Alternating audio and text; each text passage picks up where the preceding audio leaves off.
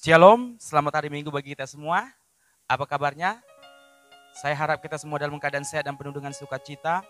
Sebelum kita masuk perenungan firman Tuhan, mari kita berdoa. Segala hormat dan kemuliaan kami persembahkan kepada Engkau Tuhan, yang menjadikan langit dan bumi, dan Engkau berkuasa di atasnya Tuhan. Biarlah Tuhan hari ini kami rindu diberkati lagi melalui kebenaran firman Tuhan yang sebentar yang akan kami baca dan kami renungkan. Dan hamba-Mu yang menyampaikan kebenaran firman-Mu di dalam keterbatasan hamba, biar urapi hamba, biar perkataan dan kalimat yang hamba sampaikan adalah perkataan daripada Tuhan sendiri, dan Engkau yang dipermuliakan Tuhan. Dan kami yang mendengarkan dan hamba yang menyampaikan, kami sama-sama diberkati. Di dalam nama Tuhan Yesus Kristus kami berdoa, amin. Ya, saya ingin mengajak kita semua membuka Alkitab kita di dalam Markus pasal yang ke-16 ayat 1 sampai dengan 20. Markus pasal 16 ayat 1 sampai dengan 20, demikianlah firman Tuhan, kebangkitan Yesus. Ayat 1, setelah lewat hari Sabat, Maria Magdalena dan Maria ibu Yakobus serta Salome membeli rempah-rempah untuk pergi ke kuburan dan meminyaki Yesus. Ayat 3, mereka berkata seorang kepada yang lain, siapa yang akan menggulingkan batu itu bagi kita dari pintu kuburan?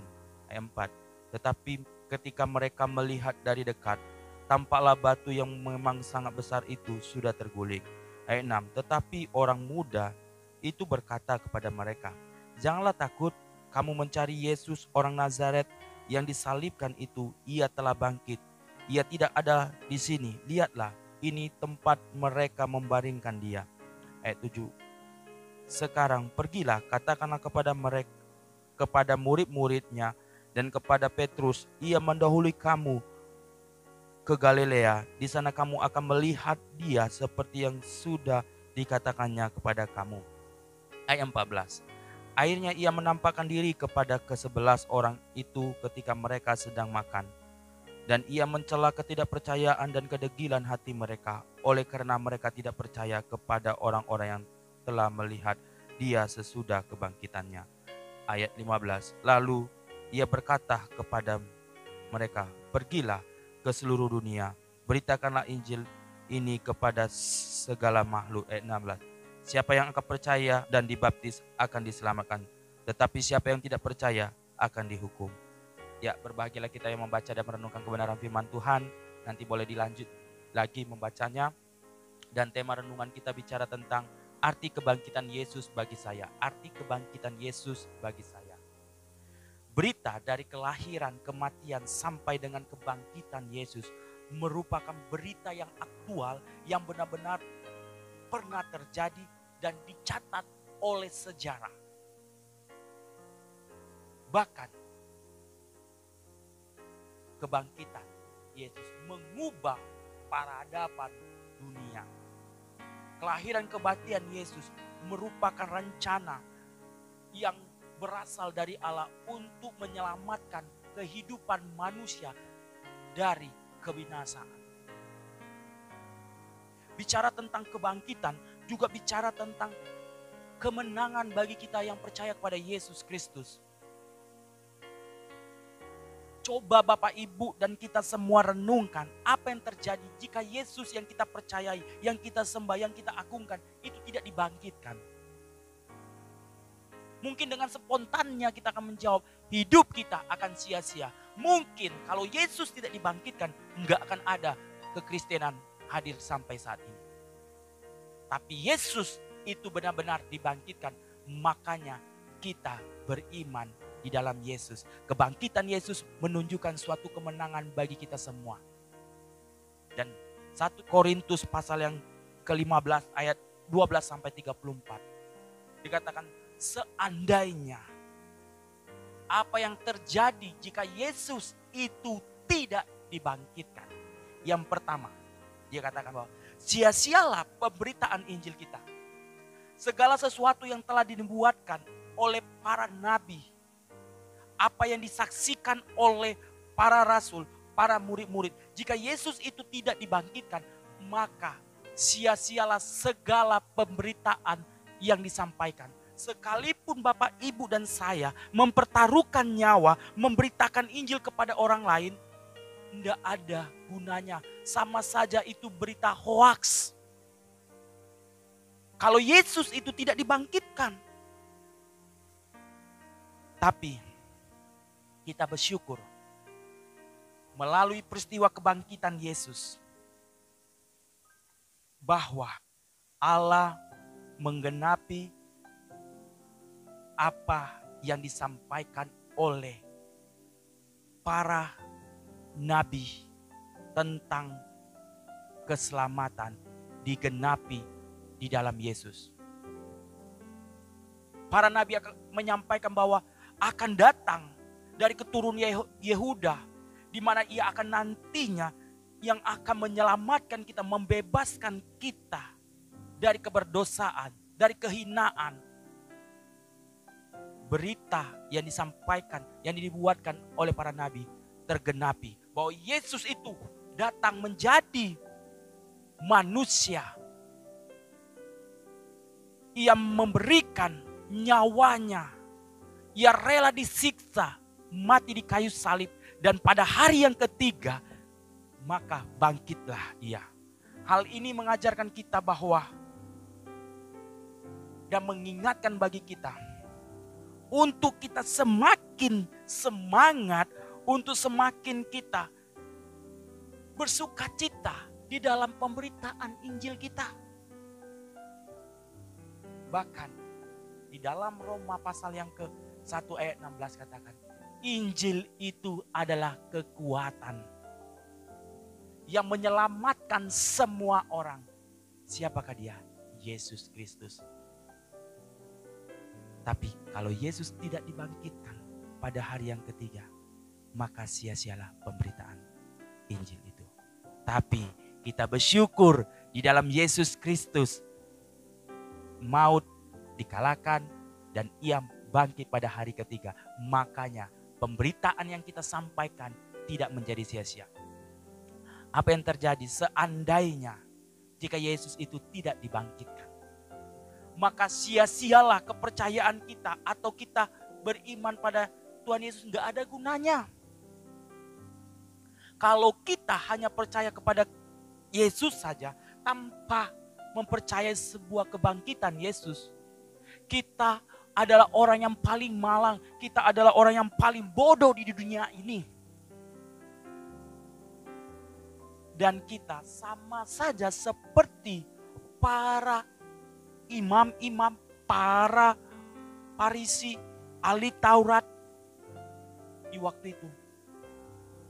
Mereka percaya bahwa Yesus mati, mereka sendiri yang menyalibkan Yesus. Bahkan mereka sendiri tidak mempercayai kebangkitan Yesus. Cuma mereka mengingat bahwa katanya bahwa Yesus akan dibangkitkan. Apa yang terjadi? Para ahli-ahli Taurat, para imam memanipulasi tentang kebangkitan Yesus. Ia menyogok para prajurit yang menjaga bahwa Yesus itu dicuri. Mereka tidak percaya.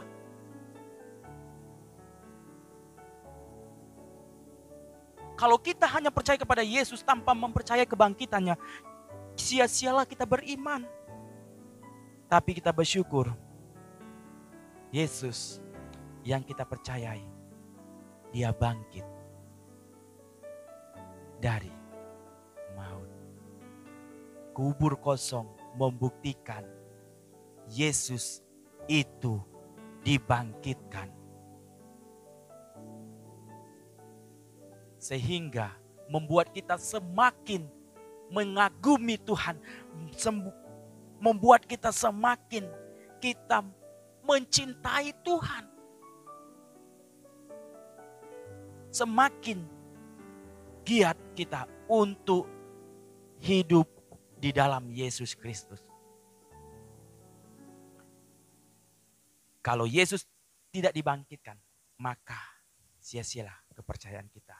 Dikatakan di dalam Korintus ini, jika Yesus itu tidak dibangkitkan, maka kita tetap hidup di dalam keberdosaan dan di dalam kebinasaan. Pertanyaan bagi kita, mengapa manusia perlu diselamatkan. Karena manusia tidak akan bisa menyelamatkan atau mampu menyelamatkan dirinya dari dosa. Mana yang benar? Saya membunuh, maka saya berdosa.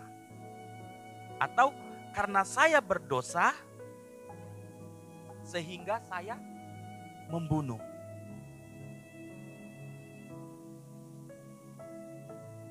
Atau buaya, bukan buaya darat ya. Buaya itu menerkam manusia karena dia binatang buas. Atau buaya itu binatang buas sehingga ia menerkam manusia. Pasti jawaban kita, karena manusia berdosa sehingga melakukan kejahatan. Begitulah keadaan kita. Sekalipun buaya itu tidur, tetaplah dia binatang buas. Sekalipun engkau dan saya tidak berbuat jahat, melakukan kebaikan, tetapi kita tetap hidup di dalam dosa. Karena kita memiliki natur dosa. Ketika Adam dan Hawa jatuh di dalam dosa, sehingga Adam dan Hawa mewariskan dosa keturunan. Sehingga sekalipun kita sudah beribadah, rajin berdoa, tapi kalau kita ini nggak percaya pada Yesus, tetap kita berdosa. Tetap kita hidup di dalam kebinasaan. Kalau Yesus itu tidak dibangkitkan, kalau Yesus itu tidak mati bagi kita, maka kebinasaan bagi kita. Oleh sebab itulah, dosa itu sangat berbahaya.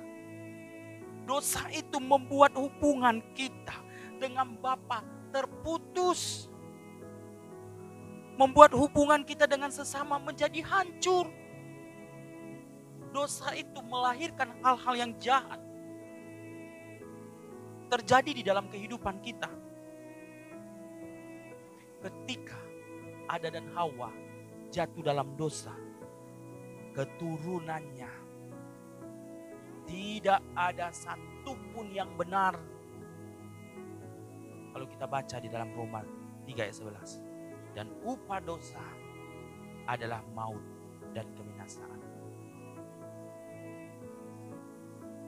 Dalam PR, kalau kita berbuat dosa, kita harus mempersembahkan korban jantan yang tidak cacat telah, supaya kita memperoleh pengampunan. Tapi kita bersyukur di dalam Yesus Kristus, Dia menggantikan itu semua. Dia mau mengorbankan dirinya, mati dan bangkit pada hari ketiga, menunjukkan bahwa hidup kita sudah dimerdekakan dari dosa. Dan melalui teks yang kita baca ini, bagaimana para perempuan, para murid-muridnya sedang mengalami sebuah kesedihan yang begitu mendalam. Guru yang dia cintai, Yesus Kristus yang selalu bersama dengan mereka, sudah mati. Pada waktu itu para wanita, pada hari yang ketiga mereka ingin melihat kuburan Yesus, di mana mereka membawa rempah-rempah untuk meminyaki Yesus. Ketika mereka melihat di sana, apa yang terjadi? Para wanita melihat batu yang begitu besar yang menutupi kubur Yesus itu terguling. Dan mereka melihat sampai masuk ke dalam. Mereka melihat Yesus itu sudah tidak ada lagi. Bahkan karena kesedihan yang dialami oleh Maria Magdalena ketika melihat orang pemuda itu Ia menganggap itu seorang penjaga kuburan. Tetapi ketika orang itu berkata, malaikat itu berkata, barulah ia sadar bahwa dia adalah Yesus. Ia katakan, aku telah melihat Allah. Ini menunjukkan bahwa Yesus benar-benar dibangkitkan. Dari teks ini juga mengajarkan kita, arti kebangkitan Yesus itu bagi saya, yang pertama, membuat hidup kita bernilai dan bermakna. Kematian dan kebangkitan Yesus membuat kita sadar betapa bernilainya dan berharganya hidup ini. Ingatlah, penyakit yang paling serius, penyakit yang paling berbahaya, bukanlah penyakit kanker, bukanlah penyakit serangan jantung, bukanlah penyakit yang disebabkan oleh virus dan segala macam.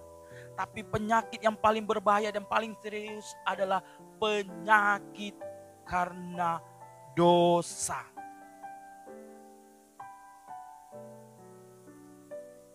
Ketika kita hidup di dalam dosa,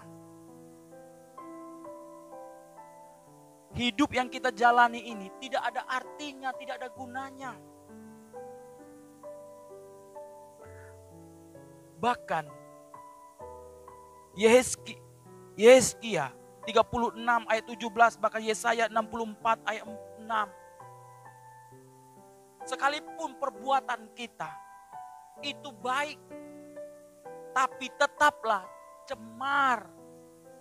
Bahkan Yeskiel dan Yesaya menggambarkan seperti wanita yang sedang haid. Betapa najisnya, betapa cemarnya diri kita, betapa busuknya diri kita ketika kita dikuasai oleh dosa, ketika hidup kita di dalam dosa. Tidak ada gunanya kita hidup, tidak ada artinya kita hidup di dunia ini. Sekalipun kita rajin beribadah, sekalipun engkau dan saya melakukan apa yang benar menurut pandangan manusia, sekalipun kita benar di hadapan manusia, menurut pandangan manusia, tetaplah kita najis dan busuk dan hina. Kita yang hidup di dalam dosa, itu layak dibuang di tempat sampah. Kita ini sampah Bapak Ibu kalau kita hidup dalam dosa. Tapi untuk membayar utang dosa ini, Allah mengutus anaknya sendiri, Yesus Kristus, menjadi korban persembahan. Yesus membayar kita dari dosa. Sehingga engkau dan saya Bapak Ibu menjadi orang yang bernilai dan berharga. Yang tadinya kita ini hina, kita ini jijik, bahkan paling ngerinya kita terpisah dari Allah. Tapi melalui peristiwa kematian Yesus, Yesus menyucikan hidup engkau dan saya. Yesus membayar engkau dari dosa dan membuat kita menjadi orang yang berharga. Ingat, sekalipun kita miskin, sekalipun rambut kita keriting, sekalipun kulit kita hitam, sekalipun mata kita sipit, bolang, sekalipun kita gendut, kurus, tetaplah kita berharga di hadapan Tuhan. Di suatu sekolah, seorang ibu memberikan suatu pertanyaan kepada anak muridnya. Ini anak SD. Dia berkata kepada muridnya, siapakah Yesus menurut kalian? Lalu anak-anak menjawab dengan masing-masing sesuai dengan gambar mereka. Lalu anak pertama berkata, Ibu, Yesus itu seperti hakim. Karena ayah daripada anak ini adalah seorang hakim. Kenapa kamu bilang hakim? Karena dia datang untuk menghakimi kita. Lalu guru ini pergi satu lagi mengambil gambar. Lalu ia bertanya, siapakah Yesus menurut kamu? Lalu anak ini menjawab, Yesus itu seperti dokter. Karena ayah daripada anak ini seorang dokter. Kenapa dia seperti dokter? Karena ayah saya selalu menyembuhkan penyakit orang. Demikianlah Yesus. Dia datang untuk menyembuhkan semua orang. Oke? Lalu ibu pergi lagi ke tempat bangku yang lain. Lalu ia bertanya, siapakah Yesus? Dia menunjukkan gambarnya. Yesus itu seperti pengusaha. Karena orang tuanya pengusaha. Lalu, kenapa kamu katakan seperti pengusaha? Karena dia akan datang memberikan segala apa yang dibutuhkan oleh orang. Oke. Lalu guru ini pergi ke tempat murid yang satu. Murid yang satu ini dengan wajah tertunduk. Lalu ibu berkata, siapakah Yesus menurut kamu? Ia tetap tertunduk. Lalu ibu ini berkata, tolong nak, jawab siapakah Yesus? Lalu anak ini mengangkatkan kepalanya. Yesus itu pemulung. Lalu suara kelas ini menjadi riuh. Karena jawaban daripada anak ini. Lalu ibu bilang, diam. Kemudian suasana diam. Kenapa kamu katakan Yesus itu seperti pemulung? Memang si anak ini berbeda dengan anak-anak yang lain. Anak ini orang tuanya adalah seorang pemulung. Mulailah suasana semakin hening. Jadi kenapa kamu katakan seperti pemulung Yesus itu? Begini ibu, dulunya saya ini dibuang oleh orang tua saya. Tapi ayah saya mengambil saya dari tempat sampah. Memungut saya. Suasana yang hening membuat anak-anak menjadi menangis. Karena ayah saya lah ibu. Ia mengambil saya, membesarkan saya, merawat saya, memandikan saya, bahkan menyekolahkan saya sampai saat ini. Kalau bukan karena ayah saya, jadi apa saya saat ini? Begitulah ibu. Yesus seperti pemulung.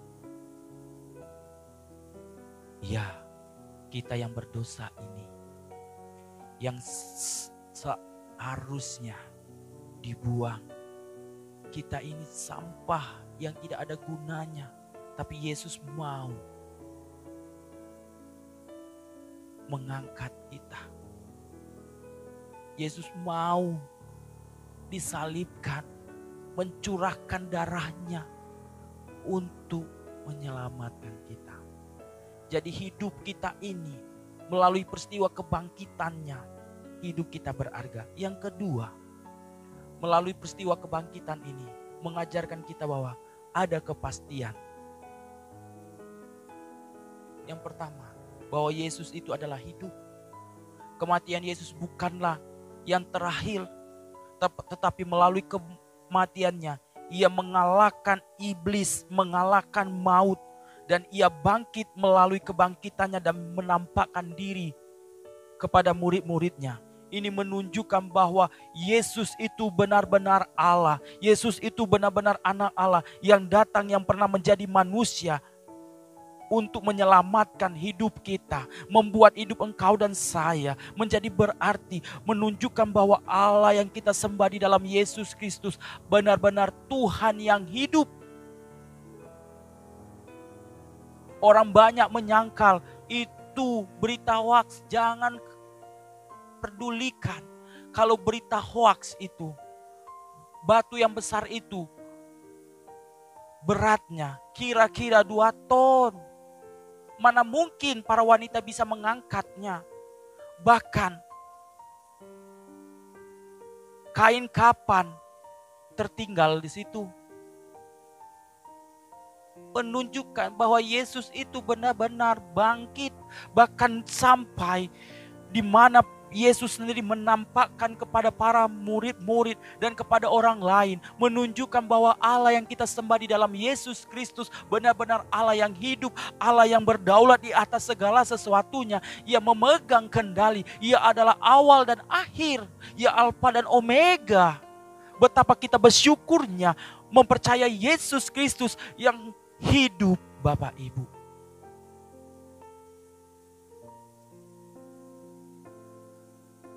Banyak tokoh-tokoh para agama yang terkenal, mereka tidak dibangkitkan, mereka almarhum. Tapi Yesus Kristus bukan almarhum, tapi Dia menunjukkan Allah yang hidup. Ada kepastian bahwa hidup yang kekal kita peroleh. Tidak ada manusia yang tidak takut dengan kematian. Semua pasti takut kematian. Tetapi melalui peristiwa kematian dan kebangkitan Yesus menunjukkan kepada kita semua bahwa kematian itu tidak lagi menakutkan. Dan kematian bagi orang Kristen bukanlah lagi hukuman dosa, tetapi merupakan pintu menuju ke surga. Bahkan Filipi 1 ayat 21 katakan, kematian adalah keuntungan.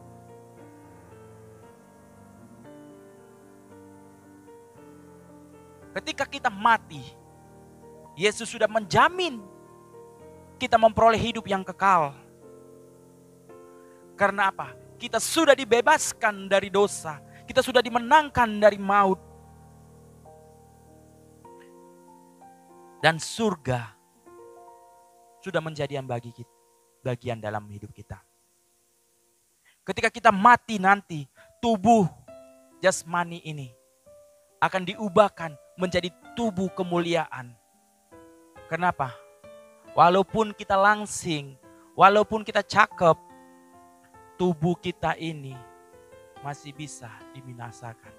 Tetapi melalui peristiwa kebangkitan Yesus, kita memperoleh kehidupan yang abadi. Tubuh yang bisa dibinasakan ini diubahkan oleh tubuh kemuliaan. Betapa kita bersyukur di dalam Yesus Kristus ada kepastian. Kepastian kehidupan yang kekal. Yang kedua, bahwa Ia menggenapi janjinya.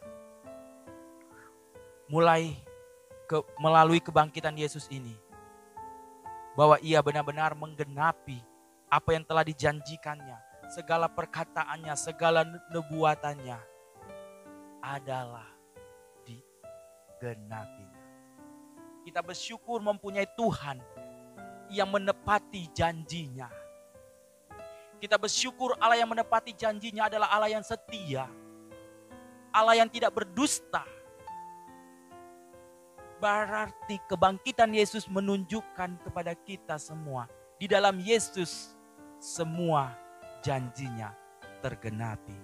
Ada kepastian yang pertama bahwa Yesus Kristus adalah Allah yang hidup. Yang kedua, ada kepastian bahwa kita memperoleh hidup yang kekal. Yang ketiga, Ia menggenapi janjinya. Ada kepastian yang selanjutnya bahwa Yesus sanggup mengubahkan rasa kekhawatiran, rasa ketakutan, rasa kesedihan menjadi sukacita. Di sini kita melihat para murid-murid mengalami perasaan ketakutan, mengalami di masa-masa mereka ada kekhawatiran di dalam diri mereka. Bahkan ketika mereka ingin ke kuburan para wanita. Mereka bingung, mereka khawatir bagaimana nantinya mereka bisa mengangkat batu yang besar itu. Tapi apa yang terjadi? Tuhan sendirilah yang membuka dan mengangkat batu yang besar itu dan menggulingkannya. Bahkan mereka tidak lagi melihat Yesus di situ. Mungkin Maria merasa sedih, tapi ketika malaikat berkata, "Jangan takut." Yang tadinya Maria menyangka itu hanyalah penjaga kuburan, tetapi ketika dia mendengar perkataan yang disampaikan, maka dia sadar bahwa Yesus telah bangkit. Dia katakan, "Aku telah melihat Allah." Betapa bersukacitanya para wanita. Bukan saja para wanita, tapi kita semua.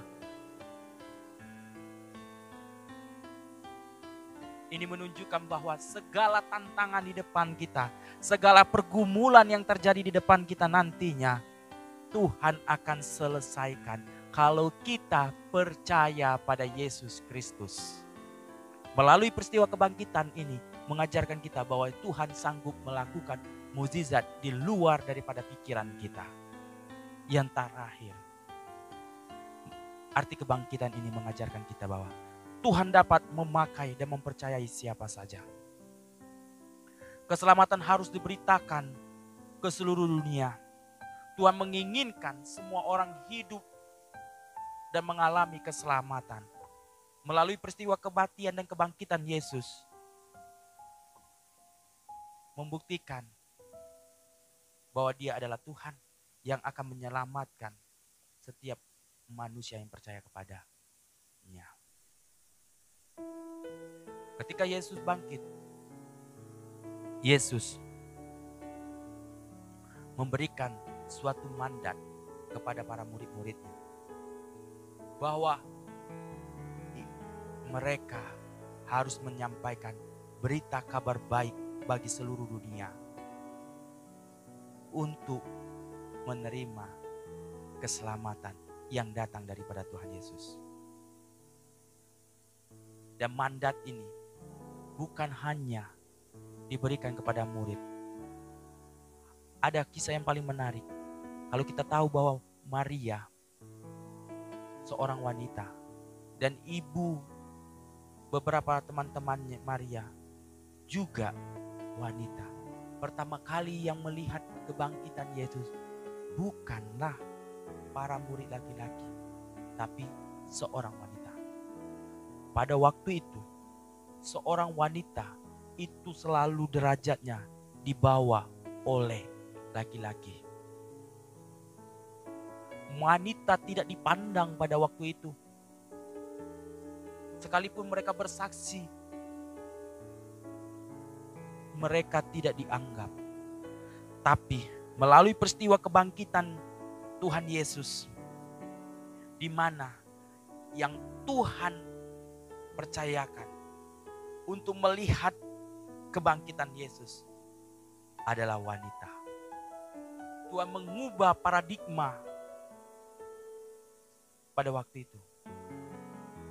Orang-orang Yahudi, apa yang disepelekan manusia, apa yang direndahkan oleh manusia, Tuhan sanggup memakai dan menjadikan orang tersebut menjadi orang yang hebat. Jadi dalam hidup ini jangan kau merasa minder dalam hidup ini. Jangan kau merasa aku gak ada apa-apa. Enggak, semua kita bisa dipercayakan oleh Tuhan. Dan berita keselamatan harus disampaikan kepada semua orang. Bapak, Ibu, dan saya sudah mengalami keselamatan. Oleh sebab itu kita harus menyaksikan dan menceritakan keselamatan itu bagi semua orang. Dari teks ini juga kita belajar Yesus bukan hanya sekedar memanggil dan memberikan mandat. Tapi Tuhan juga memperlengkapi para murid-murid, bahkan memberikan kuasa. Ketika mereka meletakkan tangan mereka mendoakan orang sakit, maka orang itu disembuhkan. Ketika orang itu kerasukan setan, maka mereka akan mengusir setan. Ketika mereka minum racun, mereka tidak akan mati. Ingat juga Bapak Ibu, jangan asal-asalan kita. Kata firman Tuhan, minum racun maka aku tidak akan mati. Itu mencobai Tuhan. Tapi kita lihat mereka dalam lindungan dan penyertaan Tuhan. Kalau kita benar-benar memberikan diri kita untuk melayani Tuhan di segala tempat, dimanapun engkau berada, maka Tuhan akan melindungi engkau dan saya, Bapak Ibu. Kuasa Tuhan selalu mengalir dalam hidup kita. Melalui peristiwa kebangkitan Tuhan Yesus, kita akan selalu mengalami mukjizat demi mukjizat terjadi di dalam kehidupan kita. Mukjizat Tuhan bukan hanya sekedar berkat materi. Ketika engkau bernapas hari ini, itu pun sudah mukjizat. Dan mukjizat yang paling besar yang Tuhan kerjakan, engkau dan saya diselamatkan dari dosa. Betapa kita bersyukurnya, kebangkitan Yesus itu sangat berarti bagi kita. Yang pertama, Dia mengubah hidup kita menjadi bernilai dan berguna. Kebangkitan Yesus itu mengajarkan kita ada kepastian di dalam Yesus Kristus. Kebangkitan Yesus Kristus ini mengajarkan kita untuk kita memberitakan keselamatan bagi orang. Dan karena kita dipakai Tuhan menjadi rekan sekerja Allah. Amin buat kebenaran firman Tuhan. Mari kita berdoa. Bapa kami dalam kerajaan surga, terima kasih untuk kebenaran firman-Mu, bahwa Engkau Allah yang kami sembah di dalam Yesus Kristus adalah Allah yang benar-benar pernah datang ke dunia ini, dan Engkau memberikan diri-Mu mati di kayu salib, dan di hari yang ketiga Engkau Allah bangkit Tuhan. Kami bersyukur Allah yang kami sembah di dalam Yesus Kristus adalah Allah yang hidup, Allah yang berdaulat di atas segala sesuatunya Tuhan. Di dalam Yesus Kristus ada kepastian hidup yang kekal. Di dalam Yesus Kristus kami akan selalu mengalami mukjizat demi mukjizat setiap waktunya Tuhan. Di dalam Yesus Kristus Engkau Allah yang memberikan mukjizat terbesar yang kami alami. Kami diselamatkan dari kebinasaan. Terima kasih Tuhan. Ajar kami Tuhan menjadi rekan sekerja-Mu. Ajar kami untuk menjadi alat-Mu Tuhan, untuk memberitakan kabar keselamatan bagi dunia, bahwa Yesus Kristus adalah Allah yang sanggup memberikan keselamatan. Di dalam nama Tuhan Yesus Kristus kami berdoa. Amin.